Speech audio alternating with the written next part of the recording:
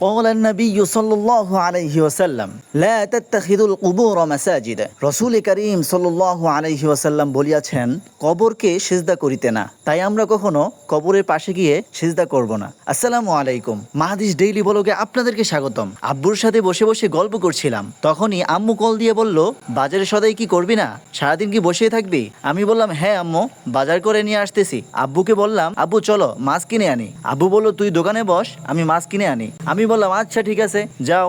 আজকে আব্বু বাজার থেকে অনেকগুলো শোল মাছ কিনে আনছে, আর আমি আম্মুকে বললাম আম্মু এখান থেকে বড় একটা শোল মাছ আমার জন্য ফ্রাই করে দাও। আম্মু বলল আচ্ছা বাবা ঠিক আছে। শোল মাছ মানেই এক অতুলনীয় স্বাদ, আমার প্রিয় শোল মাছ, আমার পছন্দের খাবার শোল মাছ।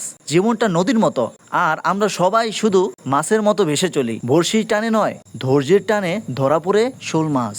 শোল মাছের মতো তেজি আর কৌশলী হতে চাই আমি। একটু মজা করে বললাম আর কি। মাছ ধরা শুধু শখ নয়, এই জন্য এক অন্যরকম জগৎ। অসাধারণ স্বাদের শোল মাছ, শোল মাছ যা সহজে মন কাড়ে। শোল মাছের স্বাদ নিয়ে আমি অনেক খুশি। শুধু ভিডিও দেখলেই কিন্তু হবে না, একটু সাপোর্টও করতে হবে।